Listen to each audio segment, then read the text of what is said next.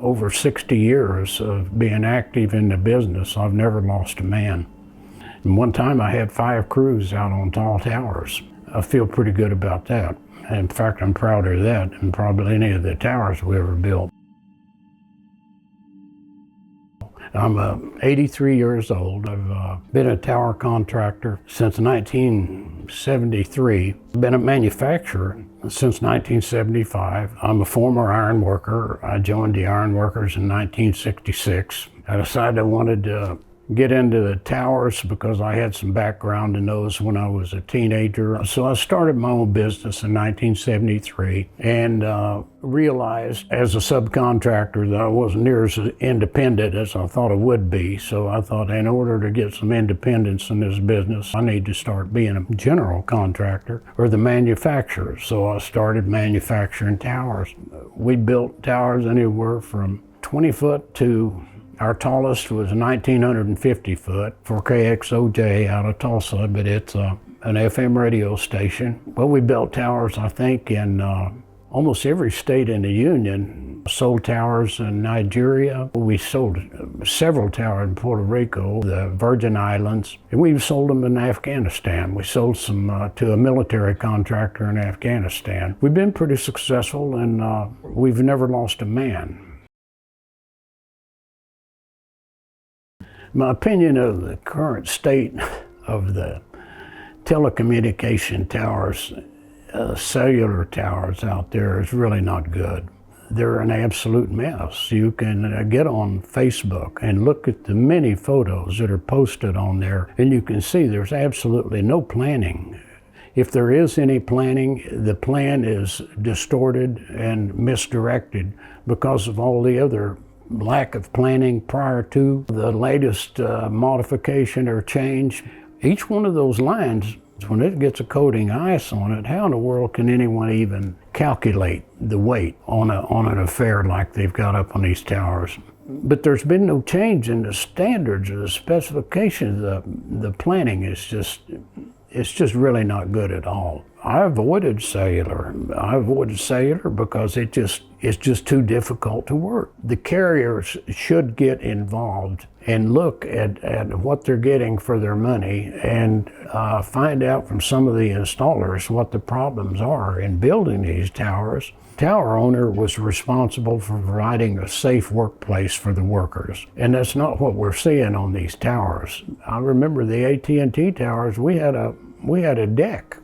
Every antenna had access with grading. Of course, this is 50 years ago, and now then we don't even have a clear climbing facility. Antennas, boom mounts are attached, and you can't even use the safety climb device. The towers being put up today are really not well suited for the loads that they're supporting. And they're certainly not well suited for the men that's got to go up there and work on them. They were given thought to the climbers back 50 years ago, but there's no consideration given to them in this market today. A standard is a minimum. Basically, you don't have a black line running through where you can determine if this tower is in compliance or not. You get a wide area of gray with black on one end and white on the other. I guess it was about 2005, along in that era, when 4G and 5G was on the drawing board.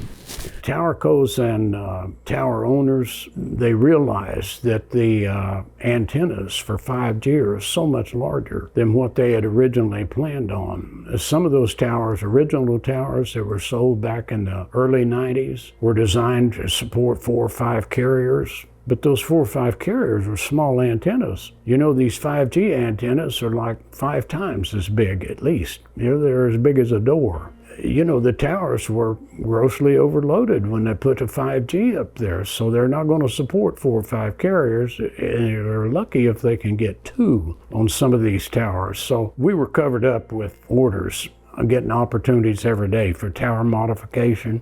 And then TIA introduced the new G standard.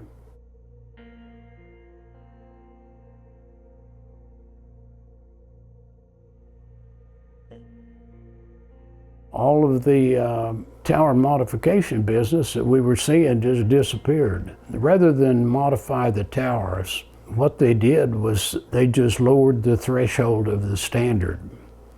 And that was RS-222G. And then I think they realized that they didn't lower it enough, so then they came up with H.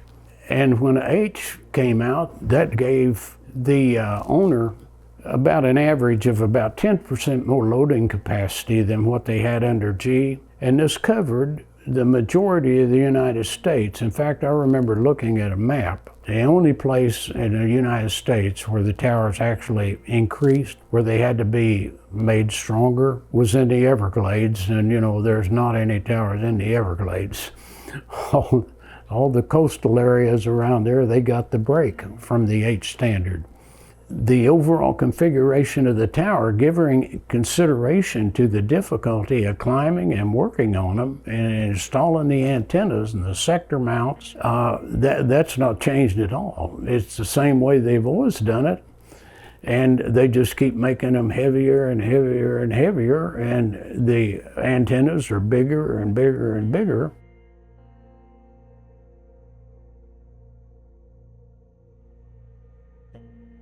It's terribly difficult to modify these towers when they're overloaded as they are to try to bring them up to the standards. You know, you have to U-bolt additional members to the outside of these round members, you know, weld reinforcements to it, and then you burn the galvanizing off, and and it's difficult to get a good weld. It's difficult to get a good weld when you're welding over galvanizing, and you know, the positioning that you get into when you start welding, and those welds are uphill. So, you know, I mean, you question the quality of welds on some of these weld-on modifications.